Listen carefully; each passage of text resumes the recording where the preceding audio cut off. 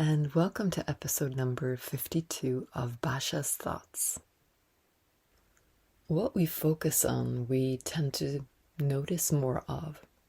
This is almost a cliché, and yet it is fundamental. It is super useful if we know how to use it in our lives.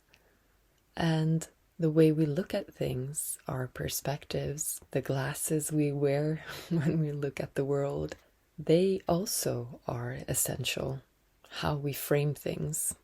And this too can sound quite cliché, and yet if used in a wise way, it can be very beneficial to us and others. Indeed, us and others is also something I would like to talk about because it has to do with our perspective of who we are. Are we an us, and is there an others? This is a perspective that is very common in our world. It is how we have been living, and it is a perspective that has led us to many problems, one could suggest. It is a perspective that has worked in a way, and it has worked for a long period of time when we have been tribes, and then when we got bigger and started creating civilizations, we still continued this idea of us and the others, and we could fight the others. And when it comes to resources, if they are endless, well, then this can go on pretty much until we get tired of it. But when the resources are not endless, when we run into problems because they are dwindling, and when we run into problems because our technology is becoming so powerful that we are actually evolving beyond evolution, beyond the Darwinian type of evolution, and instead we are developing in a sense through technology, because our impact is immense now that we have technological tools at our disposal. It is something beyond the wildest imagination. If you were to imagine a person without any type of technology, not even reading and writing, not even counting, not even a hammer, well, then technology makes us different, and our tool-making capacity, and now the acceleration, because now the tools that we make can actually make better tools. And this accelerates at an immense rate because the tools to make tools can become so much better than we have been, and the development can accelerate even more and even further. And then when the use of these tools is based on the us and them ideas, we run into serious problems. Indeed, in a sense, perhaps this is the problem. And perhaps this is actually what is behind most of our problems. At least that's an idea. Actually, I just finished drawing a couple of drawings, and I added some text to it in order to show some of these ideas and how they could be connected, showing what could possibly be behind most of our problems. And I'll give you a link in the show notes from this podcast episode so you can download it if you're interested. It's a very quick read because it's mostly just pictures with a couple of words in the pictures and maybe between the pictures. So the idea of we and them, we and the others, is a perspective. And it is a perspective that it is possible to change if we wanted to, if we were able to see the benefits of it. We might feel inspired to do so. This is a perspective that has to do with identity. who we identify as, who we cling to as our identity. Because we can play many roles, and so we can identify in a sense with many different roles. But when we are playing the roles and know that they are just roles, well, then we might not feel as clingy, as attached to them. And if we are not as attached to these roles, well, then we don't have to try to fight for them by trying to assassinate others or make others lose in different ways. And this becomes particularly obvious if we can see who we truly are and see that we are inextricably bound to everything and everyone. And this is where a song I just heard today inspired me to actually make this podcast episode. It's from a Disney movie, and the song is called You're Welcome. I can send you a link in the show notes. And perhaps the idea behind the song was not what I'm going to tell you. But if you look at it from the perspective that I'm going to give you, and if you listen to the song from that perspective, see what it does for you. So the idea is that perhaps what we focus on is essential because this is what we're going to be noticing more and more.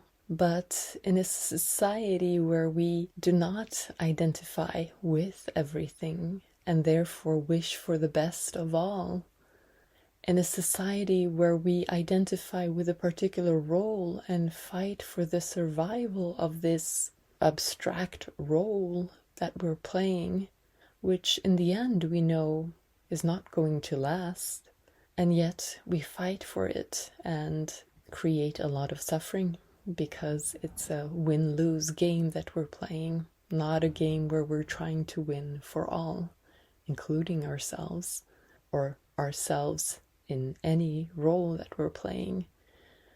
And yet we can look beyond the roles. And so having that access, we can more easily find the win-win, all-win types of solutions.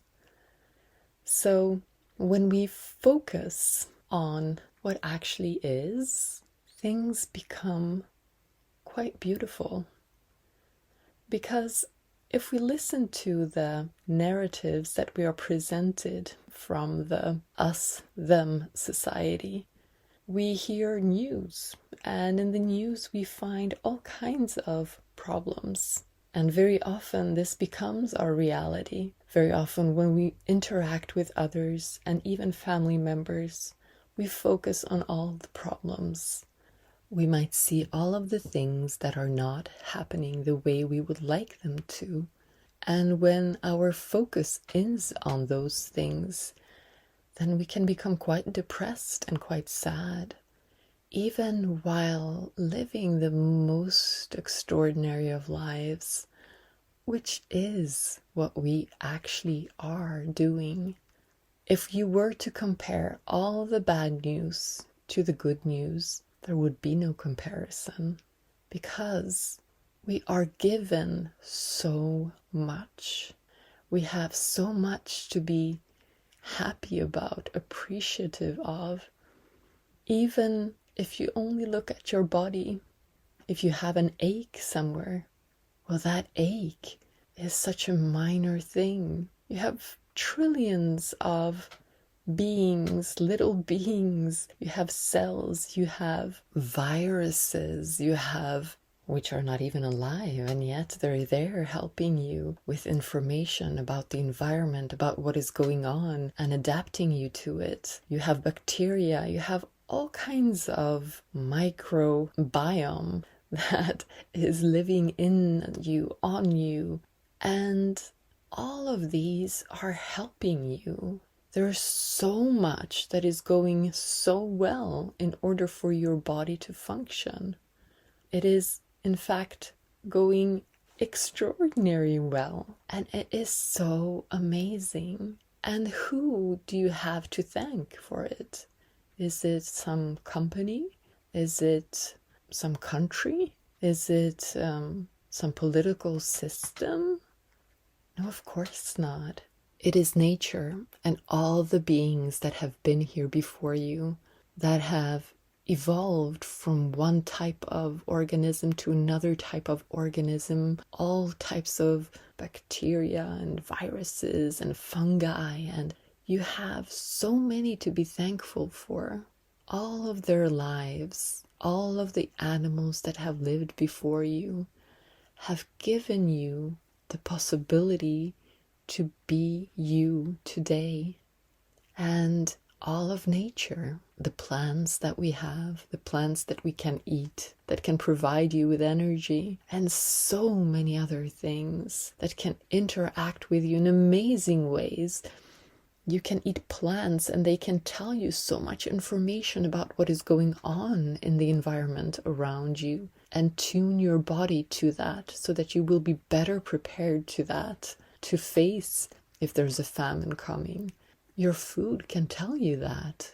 If you're eating what's growing around you locally, there's immense information there. There's so much to be grateful for. And the absolute vast majority of what you have to be grateful for has nothing to do with our society and the benefits that we seem to be getting from our society. Just to be able to breathe, just to be able to move, just to be able to feel. And the air you breathe, and the planet that you're standing on, and even the laws of physics that apply to you and just happen to be perfectly adapted to you and your survival right now. This is what the song was telling me as I was listening to it. The song, You're Welcome. Imagine that instead of a demigod singing this song, it is actually nature who is singing the song and just saying, you're welcome. Yes, the sun comes up every morning. You're welcome. Yes, you have water everywhere. You're welcome. Yes, you can breathe amazing air. You're welcome. Yes, you can move and dance and think and imagine amazing things. You're welcome. All of this is given to you. All of this is given to you by millions, billions of beings, trillions of beings that have been here before you, that have made your life amazing. Most of them you will never know about. And then there are hundreds and even millions of people who have lived before you. And many of them have made contributions as well in our society as well. Things that are kind of not even noticed by us, but have made an immense difference and have helped you. So if we are able to see that, if we are able to focus on that, well, then life starts to become much more beautiful. And when we can see that, we can see how we are bounded to everything. How when you're sitting next to a person and talking to them, you're actually genetically modifying them.